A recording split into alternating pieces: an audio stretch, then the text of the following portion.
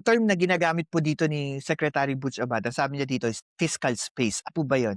Ito daw yung basic expenses ng gobyerno or yung tinatawag na president's funding. Ano ang, nangyari nung panahon na 'yun at bakit nagkaroon ng pagbabago? Yung mga truck na nagdadala ng produkto, raw materials sa destination nila, tagal. Yung pagtagal na 'yun, dumadagdag 'yun sa gastos nila sa gas, dumadagdag 'yun sa sa mga expenses ng company. Ang masakit do'n, yung expenses ng company hindi naman nila sino-shoulder yun, by itself. Sino-shoulder yun nung mga consumers, mga customers. Eh, sino ba yung consumers or customer? Tayo. Ang sabi niya dito, nung panahon daw po kasi ni Pinoy, kaya 90% ang fiscal space natin kasi una, napakataas ang credit rating natin. Naalala niyo po yung ginagamit natin before na Moody's credit rating. Ang taas po. Ibig sabihin, the more na mas mataas ang credit rating mo, the more na mas mataas yung investors mag-i-invest, magbibigay ng kapital sa ating bansa para ano? Para mag-create ng mga negosyo.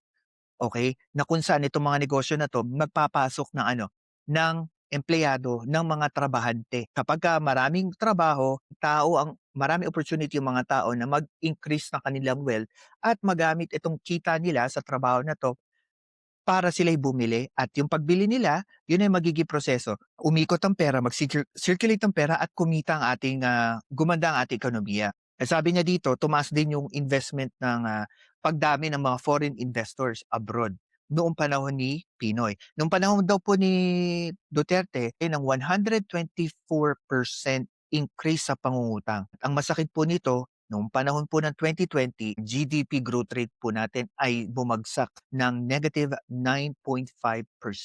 Aniya, dahil po sa ating COVID management, ating lockdown po yung nakapagpabagsak ng GDP natin at nakapagtaas ng percentage ng utang natin sa World Bank. Also, another factor na nakita niya kung bakit bumagsak ang ating GDP sa panahon ni Duterte is ang laki po ng recession. Ano po ang ibig sabihin ng recession? Ang recession po ay 3 consecutive negative growth rate, 3 consecutive quarters growth rate. Ang masakit dito, yung totality po ng negative growth rate ay nagtotal po ng negative 9.5% at napakalaki po nun. Especially knowing na hindi naman po tayo first world country, so ang hirap maka-recover. Kung panahon daw po ni Pinoy, isang mga bagay daw po na ginawa nila, kaya daw po na ang laki ng fiscal space, which is 19%, bago umupo si Pangulong Duterte is yung zero-based budgeting. Ang paliwanag niya dito, yung ginagawa daw po ng Pinoy administration every year is that every budget, everything, even in NEP, lahat daw po they start to zero. Walang proyekto, mga provisions, ang mga request ng kung sino mang kongresista ang nagbibigay ng project. Ang sabi niya, everything should be checked.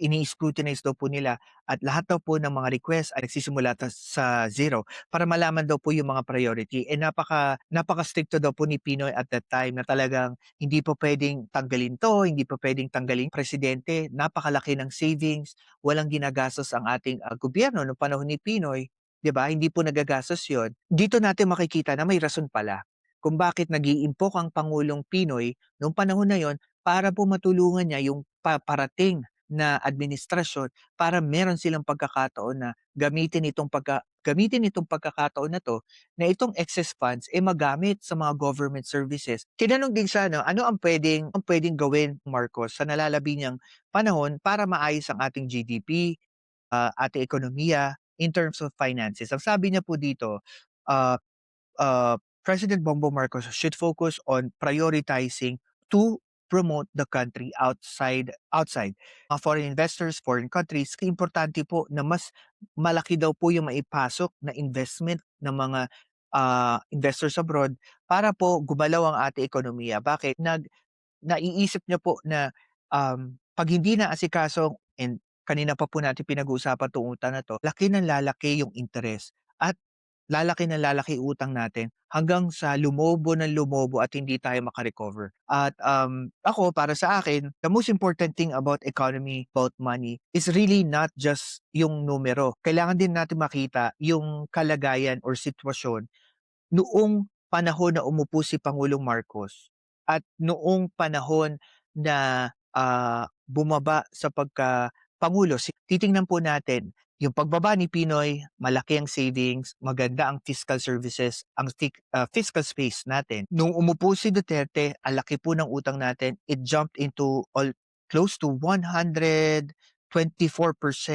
ang utang natin nung panahon na yon. Tapos nung pumasok si Pangulong Marcos, sinolder niya po yung lahat ng utang na yon at tina-try niyang bayaran. Para sa akin, these are details na maaring tayo mga citizen na hindi naman natin kailangan malaman araw-araw.